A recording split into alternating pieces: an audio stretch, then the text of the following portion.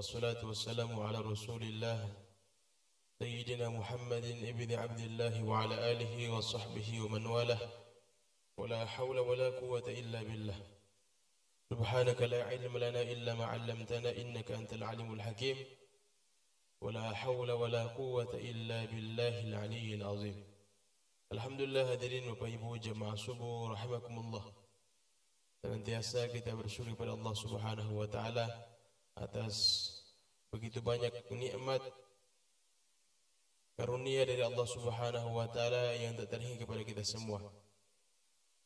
Alhamdulillah tadi malam Allah beri kami kenikmatan telah lahir putri kami yang ketiga insyaallah. Jadi saya sudah melahirkan tadi malam kurang lebih jam 12 lewat 54 menit. Alhamdulillah anak kami yang ketiga adalah perempuan. Ya, ini adalah pemberian dari Allah Subhanahu wa taala yang wajib kita syukuri. Alhamdulillah. Semua nikmat yang Allah beri kepada kita memang sepantasnya kita harus mensyukurinya. Karena Allah Subhanahu wa taala hanya meminta kita untuk bersyukur atas pemberiannya. Dan Allah Subhanahu wa taala tidak pernah menyuruh kita untuk membayarnya apalagi menghitungnya. Allah hanya meminta kepada kita semua agar supaya nikmat-nikmat yang Allah anugerahkan kepada kita ini yang gratis ya, ini dari Allah tanpa ada permintaan dari Allah untuk dibayar. Tapi Allah hanya minta kita untuk bersyukur atas semua nikmat yang telah Allah anugerahkan kepada kita semua. Olehnya itu, alhamdulillah kita semua yang hadir pada kesempatan subuh kali ini Allah beri kenikmatan berupa nikmat iman, sehingga dengan nikmat iman itulah kita tergerak ya, menggerakkan fisik kita ya. Mungkin kita masih ngantuk ya, mata ini masih berat terasa mungkin, tapi karena kekuatan iman itulah yang membuat kaki kita ini mudah untuk melangkah ke tempat-tempat yang baik.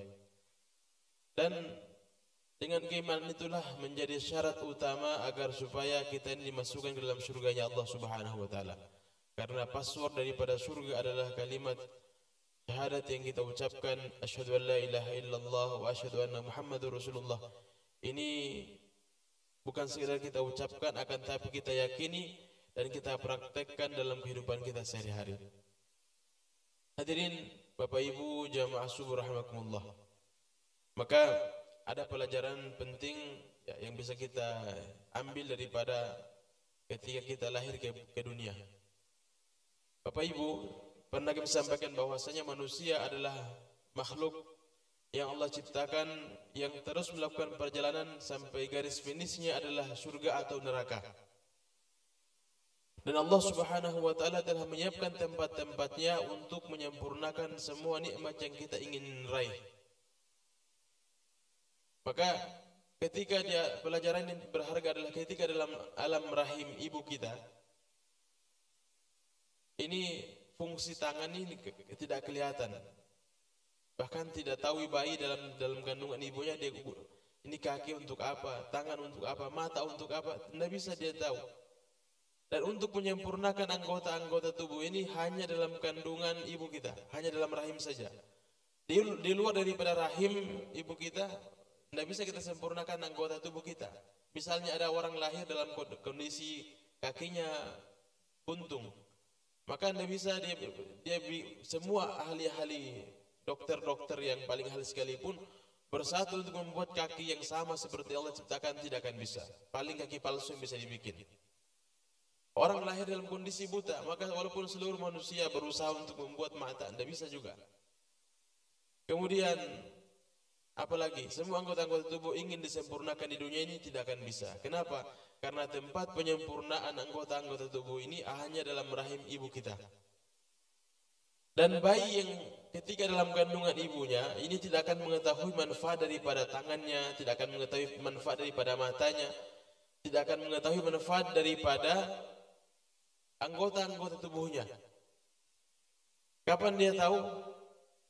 Bapak Ibu, kapan dia tahu bayi itu fungsinya tangan, kaki? Ketika dia lahir ke dunia. Oh, dia tahu ternyata ini gunanya tangan, ini gunanya kaki, ini gunanya mata. Bisa dimanfaatkan di dunia ini. Dan hadirin yang mulia, Allah juga memberikan pelajaran kepada kita semua. Hari ini mungkin kita, mohon maaf, kita capek ya, sholat, mungkin ada yang capek ya, dalam sholatnya mungkin dirasa berat, ada yang bertanya-tanya mungkin ini gunanya apa ini? Untuk apa saya sholat ini? Untuk apa saya baca Quran? Saya capek-capek. Untuk apa saya berbuat yang baik-baik? Untuk apa? Ini kapan ketahuan? Nanti kita mati. Nah, nanti setelah kita pindah alam dulu nanti. Kita akan pindah alam dulu baru akan mengetahui ini manfaatnya sholat, manfaatnya puasa, manfaatnya membaca Al-Quran. Hadirin, itu semua akan kita dapatkan ketika kita sudah berpindah alam. Sebagaimana dalam pelajaran bayi tadi dalam kandungan ibunya, dia tidak tahu gunanya tangan, gunanya kaki, gunanya mata, gunanya anggota-anggota tubuhnya. Karena yang dia lihat saat itu yang bermanfaat hanya, yang dirasakan saat itu ya, yang dirasakan saat itu yang manfaat hanya tali plasenta tadi yang hubungkan dengan ari-arinya, dengan ari-ari ibunya. Kemudian itu yang dia mengetahui, saya makan, saya minum, saya semuanya berasal dari situ. Tapi ketahuilah ya, manusia saat ini Allah uji kita juga. Kelihatannya kalau kita bekerja itu dapatkan hasil dari situ. Tapi ketahuilah hakikatnya Allah Subhanahu wa taala yang mengatur semua rezeki-rezeki kita. Maka ketika seseorang telah sempurna rezekinya, maka saat itu juga Allah akan wafatkan dia. Jadi tidak ada hubungannya orang itu kematian seseorang itu dengan kesehatannya. Tidak ada hubungannya kematian seseorang dengan sakitnya. Kematian seseorang itu dengan mudanya atau tuanya. Nabi sampaikan ketika setelah sempurna rezekinya seorang hamba, maka saat itu juga kematian akan datang kepada dia. Jadi inilah menjadi alasan utama kenapa kita masih hidup. Karena Allah masih memberikan rezekinya, Allah masih menjatahkan rezekinya kepada kita semua. Oleh itu hadirin yang dimuliakan Allah Subhanahu wa taala, mari kita manfaatkan semua kenikmatan-kenikmatan dari Allah ini untuk semakin dekat dengan Allah Subhanahu wa taala. Apapun yang kita rasakan, apapun yang kita miliki, apapun yang kita rasa inilah pemberian dari Allah. Maka mari kita semakin dekat dengan Allah Subhanahu wa taala.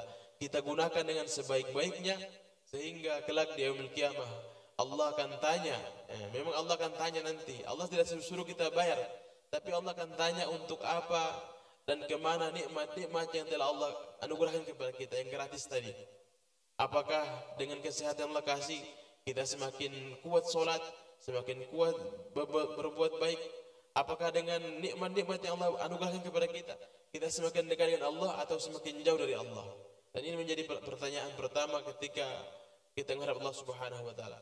Semoga Allah Subhanahu wa taala memberikan kita taufik dan hidayahnya untuk bisa semakin istiqomah di dalam kebaikan-kebaikan yang mana kita sudah belajar dari bulan suci Ramadan. Kita banyak sekali berbuat yang baik-baik, baca Quran banyak-banyak, zikir banyak-banyak, sedekah banyak-banyak, semua itu dilakukan banyak-banyak dalam Quran dalam bulan Ramadan. Maka jangan sampai kita berhenti pada bulan suci Ramadan saja, kita teruskan ke 11 bulan yang akan datang. Semoga Allah Subhanahu wa taala dengan kebaikannya, dengan rahmatnya membuat kebaikan tersebut menjadi kebiasaan-kebiasaan kita, dan Allah menerima kebaikan tersebut sampai kita mati dalam keadaan berbuat baik. Itulah makanya ada istilah husnul khatimah, artinya menutup kematiannya dengan kebaikan. Dan itu semua kita harapkan dalam kehidupan kita. Kita berbuat baik, istiqomah dalam kebaikan, dan kita dimatikan dalam keadaan husnul khatimah. Demikian, lebih dan kurangnya mohon dimaafkan. Hadallahu wa iyyakum ajma'in. Assalamualaikum warahmatullahi wabarakatuh.